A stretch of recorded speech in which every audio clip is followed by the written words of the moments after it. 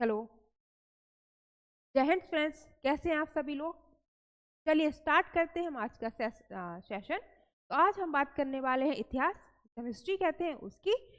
History को हम लोग 3 पार्ट में डिवाइड करते हैं। पहला हमारा होता है एंशियंट हिस्ट्री, जिसे हमें प्राचीन इतिहास कहते हैं। दूसरा होता है मिडाइवल हिस्ट्री, मध्यकालीन भारत कहते हैं। एंड तीसरा होता है हमारा मॉडर्न हिस्ट्री, जिसे हम लोग आधुनिक भारत का इतिहास कहते हैं। तो आज का जो हमारा सेशन स्टार्ट होगा उसमें हम क्या देखेंगे? मॉडर्न इंडियन हिस्ट्री देखेंगे। मॉडर्न हिस्ट्री को हम देखेंगे कि इसके सिलेबस में हमें क्या क्या पढ़ना है। सिलेबस देखने से पहले थोड़ी सी जानते हैं कि इतिहास क्या है। इतिहास क्या है? जो प्राचीन काल में जो घटनाएं घटित हो चुकी हैं उसी को हम लोग क्या कहते हैं? इतिहास कहते हैं। तो अगर हम एंशियंट हिस्ट्री को उठा के देखें या मिडेवल देखें या मॉडर्न देखें, तीनों में हमें क्या है? भारत पे विदेशियों के आक्रमण दिख जाते हैं, बट वो अलग अलग रीजन के हैं। जैसे कि एंशियंट हिस्ट्री और मिडावल हिस्ट्री में जो भी आक्रमणकर्ता आएंगे वो कौन रहेंगे? सेंट्रल एशियन रहेंगे। लेकिन 15वीं शताब्दी के बाद जो भी आक्रमणकर्ता आ रहे हैं वो कौन है? यूरोपियंस हैं। तो मॉडर्न इंडिया या मॉडर्न इतिहास की शुरुआत हम कब से मानते हैं? 15वीं शताब्दी से मानते हैं। कब? जब मुगलों का डिक्लाइन स्टार्ट हो गया है और यूरोपियंस का भारत में आगमन स्टार्ट हो गया है। और 15वीं शताब्दी में ही यूरोपियंस क्यों आए? एंशियंट हिस्ट्री के टाइम क्यों नहीं आए? मिडेवल के टाइम क्यों नहीं आए? तब सेंट्रल एशियन ही क्यों आ रहे थे? यूरोपियंस क्यों नहीं आ रहे थे? तो क्यों नहीं आ रहे थे? क्योंकि आप लोगों ने एक ईयर सुना होगा, 1498, 1498। 1498 में क्या हो रहा है? वास्को डिगामा, ये कौन थे? एक पुर्तगीज थे। वास्को डिगामा के द्वारा भारत आने का समुद्री मार्ग की खोज की जा रही है। तो जब पुर्तगाल कहाँ है? यूरोप की कंट्री है। तो जब यूरोपियों को एक रास्ता पता चला भारत आने के लिए, कौन सा? समुद्री मार्ग का, तो फिर यूरोपियंस का आना स्टार्ट हुआ। और कब से? 15वीं शताब्दी से। तो मॉडर्न इंडिया की शुरुआत जो हम मानते हैं वो हम लोग कब से मानते हैं? 15वीं सेंचुरी में मानते हैं, जब वास्को डिगामा का वास्को डिगामा के द्वारा जो भारत आने की समुद्री मार्ग की खोज की गई थी, जिसके जरिए यूरोपियंस कंपनियों का भारत में आगमन स्टार्ट हुआ था एंड मुगलों का पतन स्टार्ट होना शुरू हो गया था। ठीक है। तो जो यूरोपियंस कंपनियां भारत में आई थी, ये इनका मोटिव क्या था? इनका मोटिव ये था कि भारत में व्यापार करने के लिए आई थी। क्यों? कि भारत के साउथ में केरल साइड क्या मिलते हैं? मसाले मिलते हैं, और यूरोप में उन मसालों की बहुत ज़्यादा डिमांड थी। तो जो भी यूरोपियन कंपनियां शुरुआती दौर में भारत में आई, वो सिर्फ व्यापार करने के लिए ही आई थी। लेकिन फिर जब उन्होंने भारत में आके भारत की पॉलिटिक्स देखी, यहाँ की जो भी राजनीति चल रही थी, जो भी यहाँ पे विखंडता थी, एक दूसरे से प्रतिस्पर्धा थी, वो सब माहौल देख के फिर उन्होंने यहाँ पे राज करने की इच्छा जाहिर की। लेकिन प्रारंभिक इनका उद्देश्य क्या था? भारत आने का सिर्फ व्यापार करना ही था। तो चलिए हम लोग देखते हैं। तो जो यूरोपियंस कंपनियां भारत आ रही हैं, तो पहले किसके द्वारा खोजा गया था भारत आने का समुद्री मार्ग? पुर्तगीज के द्वारा। तो पहली जो यूरोपियंस कंपनी थी वो कौन थे? वो पुर्तगीज थे। कौन आए थे? पुर्तगीज आए थे। फिर इसके बाद दूसरा कौन आया? डच आए। फिर इसके बाद कौन आया? ब्रिटिशेस, हम इंग्लैंड बोल देते हैं, या और फिर उसके बाद कौन आया था? फ्रांस। तो ये 4 कंपनियां भारत में आई थी। ये सिलेबस का ओवरव्यू मैं दे रही हूँ, इसलिए मैं शॉर्ट में लिख रही हूँ। जब डिटेल में टॉपिक स्टार्ट करेंगे तब पूरा डिटेल में पढ़ेंगे। अभी सिर्फ एक ओवरव्यू आप ले लीजिए। तो क्या है? पुर्तगीज आए। पहली यूरोपियंस कंपनी कौन थी जो भारत में आई थी? पुर्तगीज। फिर डच, फिर ब्रिटिशेस, फिर फ्रांस। ये 4 कंपनी आई। अभी 4 कंपनियां आ रही हैं। भारत का एक कंट्री है। अब सबको क्या है? व्यापार करना है, तो सबको मोनोपोली भी चाहिए कि सबसे ज़्यादा फायदा हमें ही पहुंचे, सबसे ज़्यादा ट्रेड हम ही कर पाएं। तो क्या होगा? इन कंपनियों की आपस में लड़ाई भी होगी। ये कंपनी आपस में एग्रीमेंट भी करेंगी और लड़ाई भी करेंगी। तो पुर्तगीज ब्रिटिशेस जो रहे हैं वो स्टार्टिंग से ही क्या रहे? कूटनीतिक रहे हैं। तो ब्रिटिशेस ने क्या किया? पुर्तगीज के साथ एक अलायंस कर लिया। और अलायंस क्या था इनका? Marriage alliance. पुर्तगीज की राजकुमारी थी कैथरीन ब्रेंगेजा, उनकी शादी किसके साथ की गई थी? ब्रिटेन के द्वितीय जेम्स द्वितीय, जो वहाँ के राजकुमार थे, उनके साथ कर दी गई। तो पुर्तगाली सीन से हट गए। पुर्तगालियों के ये क्या बन गए? रिलेटिव बन गए। पुर्तगालियों ने कहा कि भारत में हम ज़्यादा ट्रेड या ज़्यादा अपना प्रसार नहीं करेंगे, हम सिर्फ गोवा तक ही सीमित है। बाकी पुर्तगीज ने ही ब्रिटिश को क्या दिया था?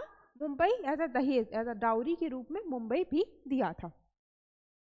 चीन से क्या एक कंपनी हट गई, कौन, पुर्तगाली हट गए। अब कौन बचा, डच। डच के साथ ब्रिटिश ने क्या एग्रीमेंट किया, स्पाइस आइसलैंड का। डच ने कहा कि आप हमें स्पाइस आइसलैंड दे दीजिए, बाकी इंडिया पेटेंट आप करिए।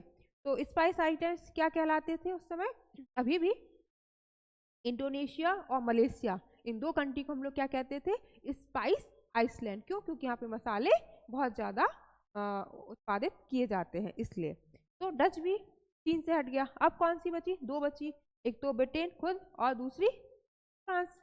तो इन दोनों के बीच में कोई भी ऐसा एग्रीमेंट नहीं हो पाया, इनके बीच कोई भी एग्रीमेंट नहीं हो पाया। तो अब इंडिया में कौन सबसे ज़्यादा ट्रेड करेगा या आगे चल के इंडिया में कौन शासन करेगा, इसके लिए इनके बीच में क्या होंगे, वॉर होंगे, लड़ाई होगी।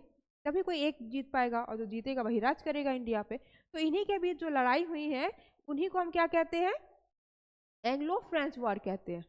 क्या है, एंग्लो फ्रेंच वॉर भी कह देते हैं या फिर कर्नाटिक वॉर भी कहते हैं। कर्नाटिक, आज का कर्नाटक नहीं, वो कर्नाटक है, ये क्या है, कर्नाटिक। ये एक जगह है आंध्र प्रदेश के साथ, आंध्र प्रदेश तमिलनाडु के बीच में एक जगह पड़ती थी उस समय, उसको हम लोग क्या कहते थे, कर्नाटिक कहते थे। ठीक है, तो हमें कर्नाटिक वॉर देखने को मिलेंगे। प्रथम कर्नाटिक वॉर होगा 1746 से 48 के बीच। फिर एक ट्रीटी होगी, ट्रीटी का नाम क्या होगा, एक्सला-चापल्य ट्रीटी होगी। उससे किन किन के बीच में होगा, ये ब्रिटिश और फ्रांस के बीच में। ट्रीटी भी किसके बीच होगी, ब्रिटिश और फ्रांस के बीच में, वो पढ़ेंगे डिटेल में। बेसिकली इस युद्ध का नाम वैसे सैन थॉम का युद्ध इसको बोलते हैं। इंडियन राजा भी इसमें शामिल होंगे, जब हम डिटेल में पढ़ेंगे टॉपिक वाइज तब क्लियर करेंगे। फिलहाल आप इतना ही समझिए कि यह क्या होगा, कर्नाटिक वॉर होंगे। पहला कर्नाटिक वॉर, दूसरा सेकेंड नंबर का, और तीसरा होगा तीसरा कर्नाटिक वॉर होगा। कर्नाटिक वॉर, तीसरे कर्नाटिक वॉर को क्या बोलते हैं हम लोग, वांडी वॉर। क्या नाम देते हैं इसको, वांडी वॉर्स का वॉर, वॉर ऑफ वांडी वॉर्स भी कहते हैं। कहा जाता है कि वांडी वॉर्स के वॉर में ब्रिटिश ने फ्रांस को इंडिया से वॉश कर दिया था, मतलब फ्रांसीसी हार गए थे और उन्हें इंडिया से जाना पड़ा था। अब किसका शासन बचा था सिर्फ इंडिया में, ब्रिटिश का। ठीक है, तो हमें कर्नाटिक वॉर में देखेंगे कि किसके बीच कौन सी ट्रीटी हुई, कौन सा युद्ध हुआ, किस ईयर में हुआ और किस ट्रीटी से वो युद्ध शांत हुआ। फिर हम क्या देखेंगे, अब ब्रिटेन ने जो कंपनियां आई थी और यूरोपियंस कंपनी, उनके साथ तो डील कर ली, कुछ के साथ इन्होंने एग्रीमेंट कर लिया, जिनके साथ ये एग्रीमेंट नहीं कर पाए उनके साथ इन्होंने वॉर के जरिए उन्हें इंडिया से हटा दिया। ठीक है, अब लेकिन इंडिया में भी तो पहले से जो शासक थे जो इंडिया पर शासन कर रहे थे, उनके साथ भी तो अब वॉर होगा, क्योंकि अब ब्रिटिश क्या कर रही है, एकाधिकार, अपना व्यापार पे एकाधिकार चाह रही है, फिर वो आगे चल के राज करना भी चाह रही है। तो जो भारत में जो राजवंश चल आ रहे हैं या मुगल वंश चला आ रहा है, उनसे भी तो ब्रिटिश की लड़ाई होगी। तो वही वॉर हम कहाँ देखते हैं, कंपनी रूल इन बंगाल। सबसे पहले ब्रिटिश ने कहाँ पे अपना रूल स्थापित करना शुरू किया, बंगाल में। क्योंकि बंगाल को इस समय का बंगाल नहीं, उस समय का बंगाल जो था उसको कुबेर कहते थे, इंडिया का कुबेर या लैंड ऑफ वेल्थ कहा जाता था। क्यों, क्योंकि वहाँ पे क्या था, एक तो फर्टाइल लैंड है, गंगा और ब्रह्मपुत्र का दुआव है, मिट्टी बहुत उपजाऊ है, फर्टाइल लैंड है।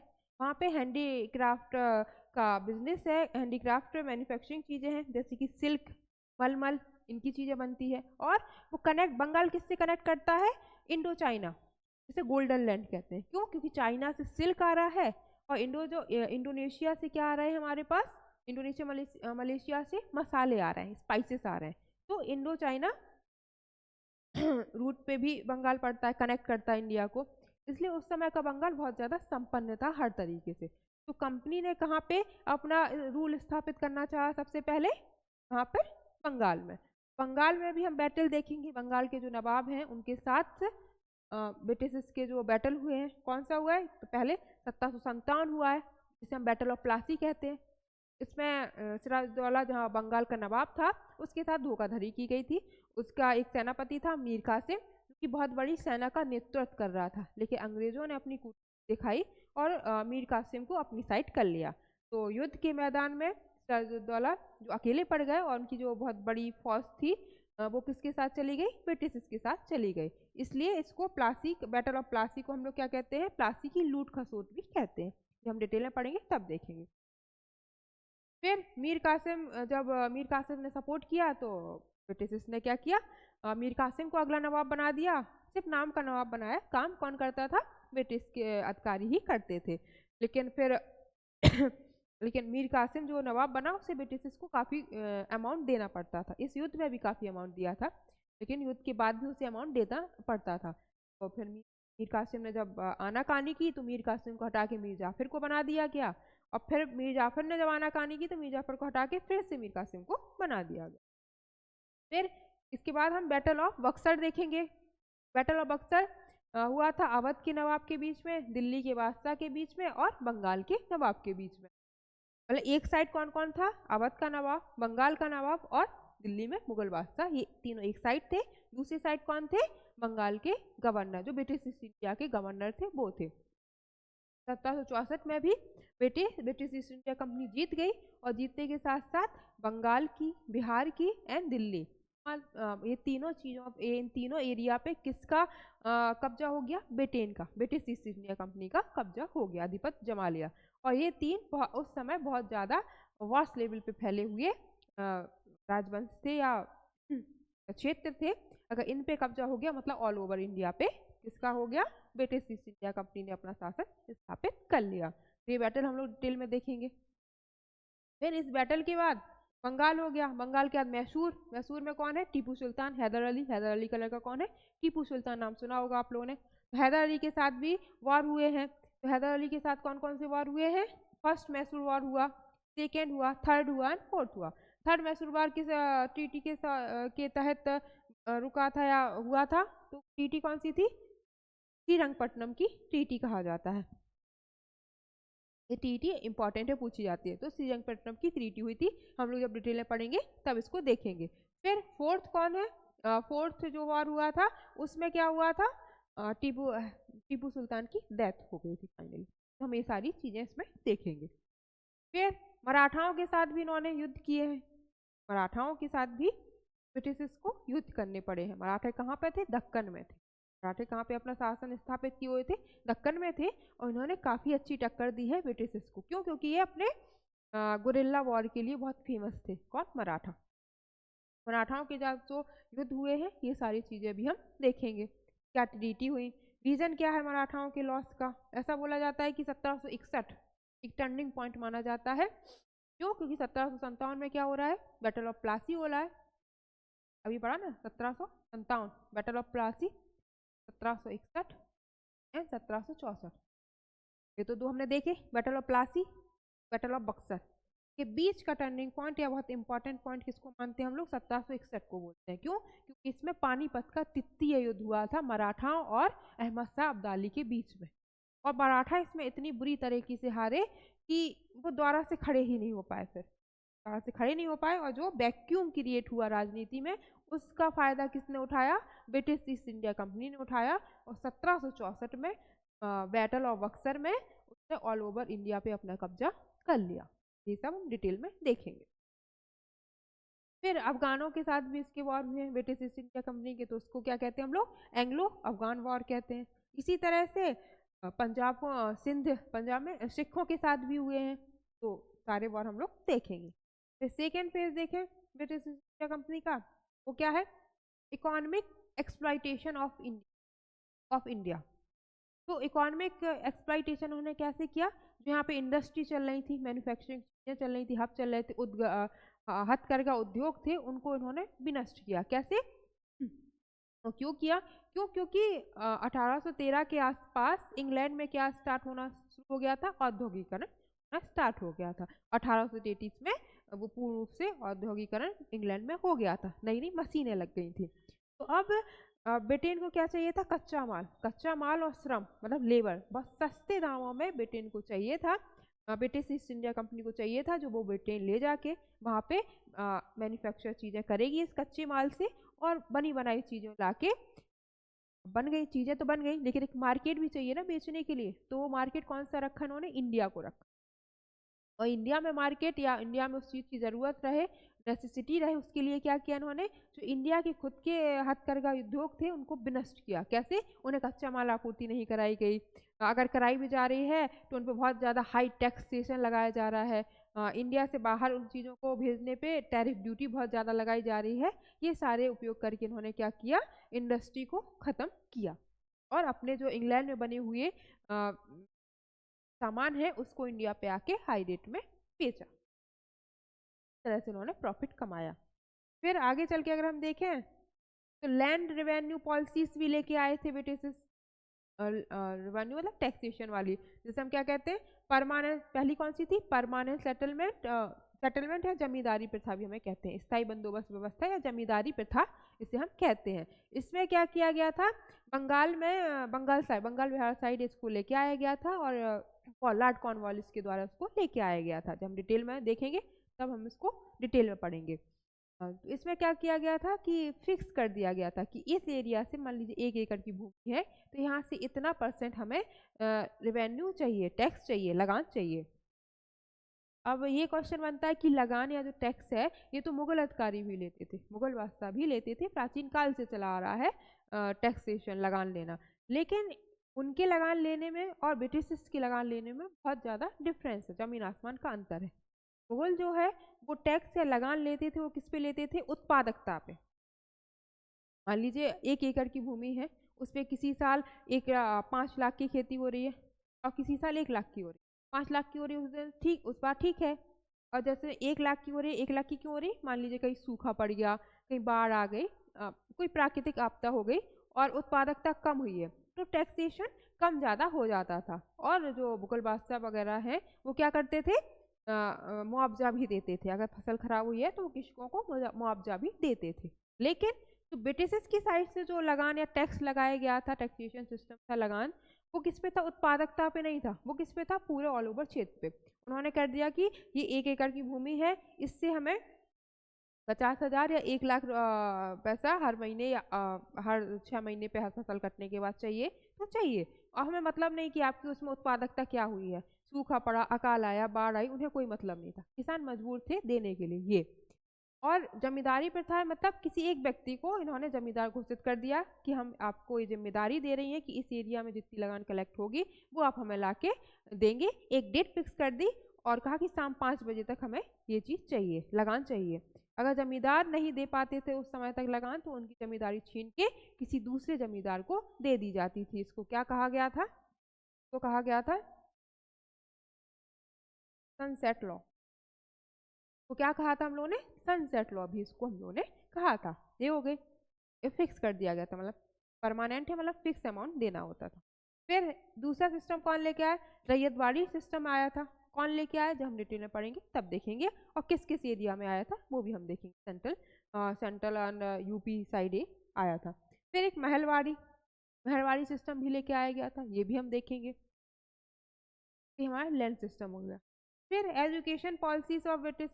अब क्या हुआ कि ब्रिटिश जब भारत में स्टेब्लिश हो गए, काम करने लगे, तो अब इन्हें ऑफिस में काम करने के लिए एज अ क्लर्क लोग भी चाहिए। अगर ब्रिटेन से ये लोग लेके आ रहे हैं तो वो हाई सैलरी मांग रहे हैं, इन्हें कम खर्च में अपना काम चलाना था। तो इन्होंने क्या कहा कि कम अगर अगर ये ब्रिटेन से लोगों को लेके आ रहे हैं और यहाँ पे हायर कर रहे हैं और कम सैलरी उन्हें दे रहे हैं, तो ब्रिटेन की कंपनी में, ब्रिटिश ईस्ट इंडिया कंपनी में इस समय करप्शन पीक पे था।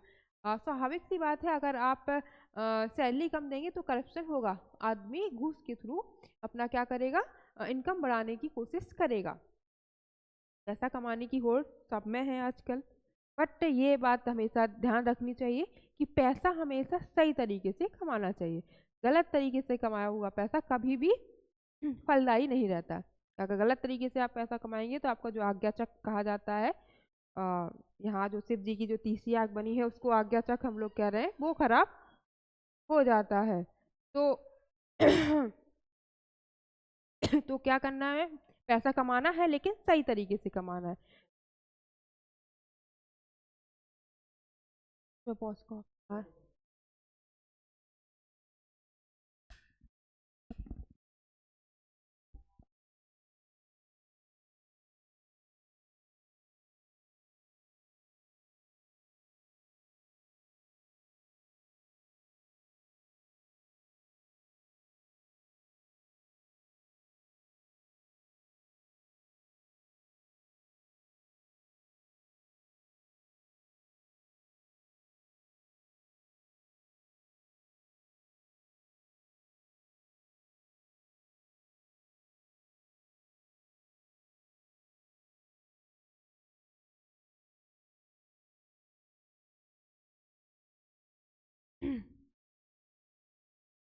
थोड़ा टेक्निकल एरर था इसलिए वीडियो पॉज हो गई। चलिए स्टार्ट करते हैं हम लोग।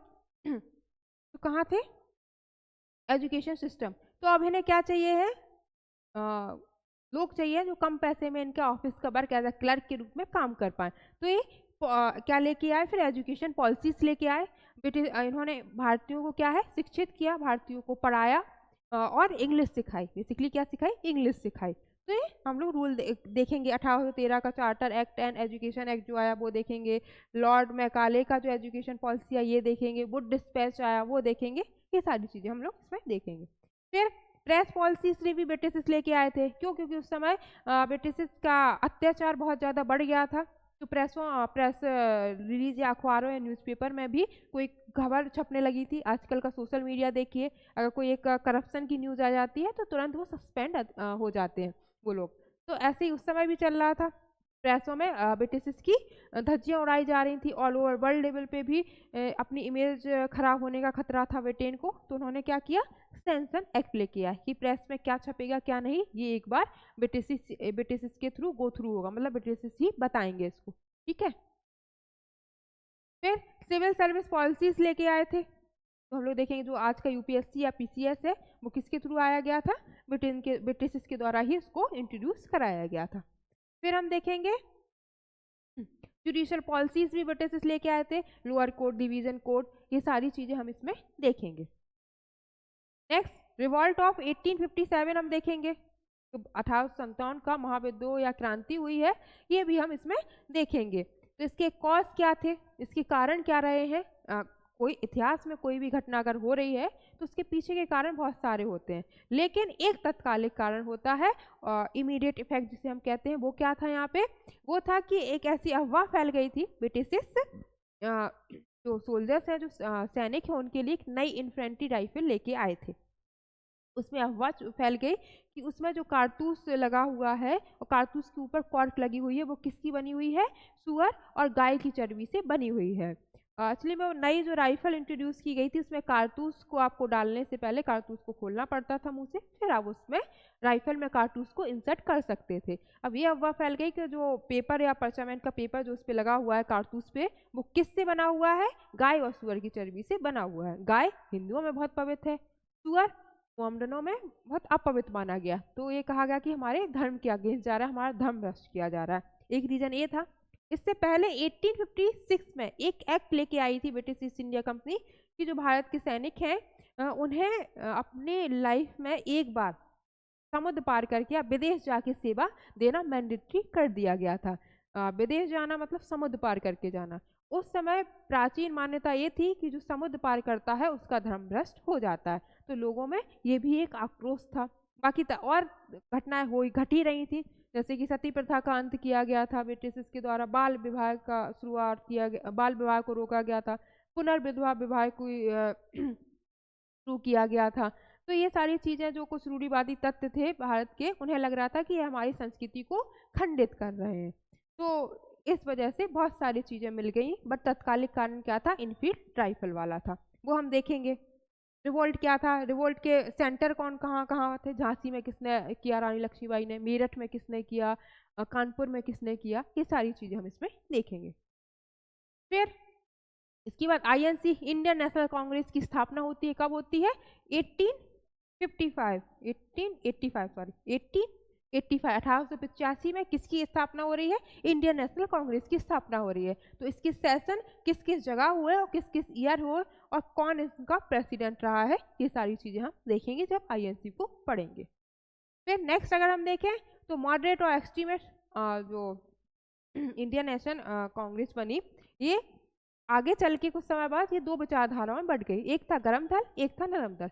नरम दल का काम क्या था? पिटीशन फाइल करना, प्रेयर करना, प्रार्थना करना अंग्रेजों से कि हमारी मांगे हैं इनको पूरा करिए। अगर वो कर देते तो ठीक है, नहीं तो ये उसका बहुत जोर रूप से विद्रोह नहीं करते थे। लेकिन जो एक्सट्रीमिस्ट थे इनका क्या काम था कि अगर हमने बात कहा, अगर ब्रिटिश ने नहीं मानी या ब्रिटिश ईस्ट इंडिया कंपनी ने नहीं मानी तो हम उसका विरोध करेंगे, हम विरोध प्रदर्शन करेंगे। उग्रवादी स्वभाव के लोग रहे। तो ये सारी चीजें हम देखेंगे। फिर लॉर्ड कर्जन देखेंगे। लॉर्ड कर्जन ने क्या किया? Partition of Bengal. Partition of 1905 में क्या कर दिया गया, बंगाल को 2 पार्टों में डिवाइड कर दिया गया। उनका ब्रिटिश ने ये कह के किया था कि बंगाल बहुत बड़ा राज हो रहा है जिसका प्रशासन करना मुश्किल हो रहा है, लेकिन उनकी मंशा क्या थी, मुसलमानों हिंदुओं को डिवाइड कर देना और फिर राज करते रहना। तो बंगाल का पार्टीशन हम देखेंगे, बंगाल के पार्टीशन को रोकने के लिए स्वदेशी मूवमेंट चलाया गया था, वो देखेंगे। स्वदेशी मूवमेंट चलाते हुए ही क्या हुआ, जो गर्म दल और नरम दल है उनकी विचारधाराएं अलग अलग हो गई। गर्म दल का कहना था कि स्वदेशी मूवमेंट जो है वो हम ऑल ओवर इंडिया में चलाएंगे तो ज़्यादा इफेक्ट पड़ेगा, जबकि नरम दल का कहना था कि बंगाल का मैटर है, बंगाल में ही हम इस मूवमेंट को चलाएंगे। तो एक सूरत में इनका सेशन हो रहा था, तो सूरत के सेशन में ही ये दोनों बट गए, मतलब ऐसा कहा जाता है इस सेशन में जूते चप्पल चल गए थे। सूरत स्प्लिट इसको हम लोग कहते हैं। गर्म दल को कांग्रेस से बाहर निकाल दिया गया था। ठीक है, फिर जब जब ब्रिटिश ने देखा कि ज़्यादा ज़्यादा मतलब रिवोल्ट ज़्यादा हो रहा है, विद्रोह ज़्यादा हो रहा है, तो उसको कवर करने के लिए फिर होम रूल लीग लेके आया गया था। कौन लेके आए थे, 1919 में मिंटो मॉर्ले रिफॉर्म भी इसको हम लोग कहते हैं, ये लेके आया गया था। इसमें क्या किया गया था, अधिकार तो नामात दिए गए थे, बस ये था कि सेपरेट इलेक्टोरल वोट दे दिया गया था, किसके लिए, मॉमडेंस के लिए। मतलब यहाँ पे भी अंग्रेज खेल गए और बंटवारे की नीति स्टार्ट कर दी। ये सारी चीज़ें हम देखेंगे। इसी में लॉर्ड हार्डिंग भी इंडिया आए थे, ये भी हम देखेंगे। फिर लखनऊ पैक्ट देखेंगे, जो 1907 में सूरत स्प्लिट से गर्म दल और नरम दल अलग अलग हो गए थे, वो 1916 में मिल गए थे लखनऊ पैक्ट के थ्रू। फिर गांधी एरा देखेंगे, गांधी जी जो इंडिया में आए, गांधी जी की बुक क्या रही, गांधी जी साउथ अफ्रीका में जितने मूवमेंट चला के आए वो देखेंगे। इंडिया में जो उन्होंने सत्याग्रह चलाया, चंपारण हो, अहमदाबाद हो या खेड़ा हो, ये सारी चीज़ें हम यहाँ देखेंगे। फिर मॉन्टेग्यू चेम्सफोर्ड रिफॉर्म आया, ये 1919 में जो मार्ले मिंटो आया था उसको समीक्षा की और थोड़े अधिकार हमको दिए गए थे इसमें। तो हर 10 साल में क्राउन की साइड से ऐसे रिफॉर्म लेके आए जाते थे, जिससे जनता को ये कह सके कि हम आपके फेवर में काम कर रहे हैं। तो 1919 में ही लेके आया गया। इसमें क्या किया गया, जो सेपरेट इलेक्टोरल बोर्ड 1909 में सिर्फ मॉमडेंस को दिया गया था, 1919 में किस किस को दे दिया गया, सिखों को दे दिया गया, एंग्लो इंडियंस को दे दिया गया, ईसाइयों को दे दिया गया। मतलब डिवाइड एंड रूल की पॉलिसी ये यहाँ पे भी खेल रहे हैं, वही कर रहे हैं। फिर नॉन कॉपरेशन मूवमेंट चलाया गया था 1920 में, किसके द्वारा, महात्मा गांधी जी के द्वारा। असहयोग आंदोलन ये देखेंगे हम। असहयोग आंदोलन अपने पीक पे था 2022 में, लेकिन क्या हुआ, एक घटना है चोरा चोरी, एक जगह है चोरा चोरी लखनऊ के पास, वहाँ पे वहाँ पे पुलिस चौकी है, उस पे जो उग्रवादी थे जो प्रदर्शन कर रहे थे, उन्होंने उस पुलिस चौकी में आग लगा दी, और आग लगाने से कई सारे पुलिसकर्मी जो ब्रिटिश के साइड से थे वो डेथ हो गए। तो अब ब्रिटिश को पावर हो मिल गई कि अब वो आंदोलन को अब बहुत बुरी तरीके से क्या कर सकते थे, सप्रेस कर सकते थे। तो गांधी जी ने क्या किया, अब सारा आरोप अपने ऊपर लिया और कहा कि मैं ही जिम्मेदार हूँ, मतलब कि लोग इस त्रासदी से बच जाएं। अगर ब्रिटिश इसको वो करने आएंगे, सप्रेस करेंगे, तो लोगों में बहुत डर बैठ जाएगा और ऐसा आंदोलन हम दोबारा फिर कभी स्टार्ट नहीं कर पाएंगे सालों तक। इस आंदोलन में गांधी जी को 6 साल की सजा भी दी गई थी। फिर इसके बाद हम लोग क्या देखेंगे, फर्स्ट रेवोल्यूशन में क्रांतिकारी गतिविधियां जो हुई बंगाल में, पंजाब में, दिल्ली में, ये सारी चीज़ें हम देखेंगे। भगत सिंह आज़ाद, गुरु चंद्रशेखर आज़ाद, ये सारी चीज़ें हम इसी में पढ़ेंगे इनके बारे में। फिर स्वराज पार्टी की गठन होता है 1927 में। स्वराज पार्टी का गठन देखें, मोतीलाल नेहरू के द्वारा किया जाता है, और कहा जाता है कि हम अपना संविधान खुद लिखेंगे। ये सारी चीज़ें हम देखेंगे। साइमन कमीशन हर 10 साल में आता था, 1919 में आया था, 1909 में आया, फिर 1919 में आया, फिर 1927 में आया था। 1919 का जो अधिनियम आया था उस पर क्या उसका परीक्षण करने के लिए कि क्या रिफॉर्म किए जा सकते हैं, बट इसमें कोई भी इंडियंस नहीं था, तो इंडियन के साइड से इसका पूर्ण रूप से विरोध किया गया था। गो साइमन के नारे लगाए गए थे। इसी नारे लगाते समय क्या है, लाला लाजपत आए हैं, उनके सिर पे लाठी लगी और उनकी डेथ हो गई थी इसी में। इसी के बाद फिर नेहरू रिपोर्ट आई 1928 में, ये इसको देखेंगे हम क्या बताया गया। फिर सिविल डिसोबिडिएंट मूवमेंट, सविनय अवज्ञा आंदोलन जो चलाया गया था 1930 में, हम ये देखेंगे कि कहाँ से स्टार्ट किया, गांधी जी की 11 डिमांडें क्या थी, ये सारी चीज़ें हम इसमें देखेंगे। फिर राउंड टेबल कॉन्फ्रेंस हुई थी, गोल में सम्मेलन जिसे कहते हैं, ये देखेंगे। ऐसे व्यक्ति कौन थे, भीमराव अंबेडकर साहब थे, जो तीनों राउंड टेबल कॉन्फ्रेंस में गए थे। 3 टोरंटो कॉन्फ्रेंस में उन्होंने अपना पार्टिसिपेशन दिया था। महात्मा गांधी सिर्फ दूसरे नंबर की गोलमेज सम्मेलन में गए थे। ये सारे देखिए, पूना पैक्ट जो BR अम्बेडकर और महात्मा गांधी जी के बीच हुआ है, ये सारी चीजें हम इसमें देखेंगे। गवर्नमेंट ऑफ इंडिया एक्ट 1935 देखेंगे, बहुत इंपॉर्टेंट है। इसी एक्ट से हमने बहुत सारी चीजें अभी भी ले रखी है, जैसे पार्लियामेंट्री सिस्टम है जो हमारा, यहीं से लिया है। फेडरल सिस्टम है, वो भी हमने यहीं से ले रखा है। फिर इलेक्शन हुआ था 1937 में, ये भी हम देखेंगे। अगस्त प्रस्ताव लेके आया गया था 1939, वायसराय लॉर्ड लिनलिथगो थे, उनके द्वारा ये लेके आया गया था अगस्त पर, लेकिन इसको मना कर दिया गया था इंडियंस के साइड से। देखेंगे कि क्या था, क्यों लेके आया गया था।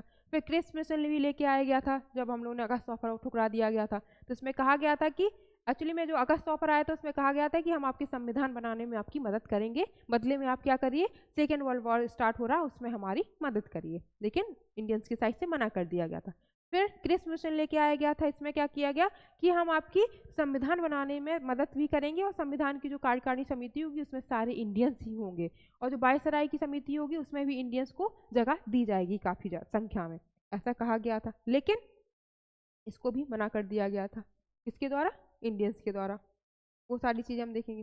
फिर क्विट इंडिया मूवमेंट शुरू हो जाता कि अब हमें संविधान नहीं चाहिए अपना, अब हमें सीधी सीधी क्या चाहिए, आज़ादी चाहिए, हम आज़ादी से कम में नहीं मानेंगे। तो क्विट इंडिया मूवमेंट शुरू हुआ था। देखेंगे कि लीडर्स कहाँ कहाँ थे, साउथ में दूसरे लीडर्स थे, नॉर्थ में लीडर्स के क्या नाम है जो उन्होंने स्टार्ट किया है, ये सारी चीज़ें हम देखेंगे। फिर इंडियन नेशनल आर्मी भी बनती है फॉर्मेशन, इसकी भी हम देखेंगे, INA सुभाष चंद्र बोस के द्वारा जो बनाई गई है। फिर CR फॉर्मूला आया। इस समय तक क्या हुआ था, इंडिया में मोमडन्स और हिंदुओं के बीच में एक दरार आ गई थी, तो पाकिस्तान की मांग उठ गई थी, मतलब देश का बंटवारा होने वाला था, तो काफ़ी फॉर्मूले लाए गए थे जिससे बंटवारा को रोका जा सके, बट अंततः वो पॉसिबल नहीं हुआ। CR फॉर्मूले में हम देखेंगे। ट्राइबल प्लान लेके आया गया था, कब लेके आया गया, शिमला पैक्ट आया जून 1945 में। इसके बारे में हम पढ़ेंगे कि इसमें क्या क्या बातें अंग्रेजों की साइड से की गई थी और क्या क्या इंडियंस की साइड से की गई थी। फिर कैबिनेट मिशन आया। कैबिनेट मिशन के द्वारा ये फिक्स हुआ था कि जो भारत को 2 पार्ट में डिवाइड कर दिया जाएगा, इंडियन और पाकिस्तान 2, और इनके बीच की जो बॉर्डर रहेगा वो कौन है, रेड क्लिफ कहा जाएगा। क्यों, क्योंकि जो उस समय अध्यक्षता कर रहे थे उनका नाम क्या था, सर रेड क्लिफ नाम था, उन्हीं के नाम पर इंडिया पाकिस्तान के बीच जो लाइन है या जो बॉर्डर है उस रेड क्लिफ जिसे हम कहते हैं, उन्हीं के नाम पे पड़ा था। फिर माउंटबेटन प्लान आया, इसी में एटली डिक्लेरेशन आया, उसमें कहा गया कि हम अब भारत को स्वतंत्रता दे देंगे। ठीक है, ऐसा कहा गया था कि जून 1948 तक भारत को किसी भी हाल में स्वतंत्रता मिल जाएगी। तो हम देखेंगे कि फाइनली भारत स्वतंत्र कैसे होता है। ठीक है, इसके बाद हम जो इंडिया में जो सोशियो रिफॉर्मियो चीज़ें चल रही थी, सामाजिक सुधार चल रहे थे, इनको देखेंगे, राजा राम मोहन राय, स्वामी विवेकानंद, इनको देखेंगे। इसके बाद हम लोग वुमेन्स का जो मूवमेंट हुआ है, वुमेन्स की पार्टिसिपेशन क्या रहा है आंदोलन में, ये सारी चीज़ें हम देखेंगे। तो बेसिकली हमें क्या देखना है कि यूरोपियंस कंपनियां जो भारत में आई हैं उन्होंने भारत को पर कब्जा कैसे कैसे किया, आपस में कैसे युद्ध लड़े। फिर इंडिया में जो भारत में जो जो राजा थे उस समय, उनसे कौन कौन सा युद्ध किया और युद्ध करके कैसे वो भारत में अपना शासन स्थापित कर पाई, कौन कौन सी उन्होंने नीतियाँ बनाई, और कैसे हमने भारत को, इंडिया को ब्रिटेन से या ब्रिटेन क्राउन से आज़ादी दिलाई। तो यही सारी चीज़ें हमें क्या पढ़नी है, मॉडर्न हिस्ट्री में पढ़नी है, जिसको हम डिटेल वाइज पढ़ेंगे नेक्स्ट क्लास से। धन्यवाद।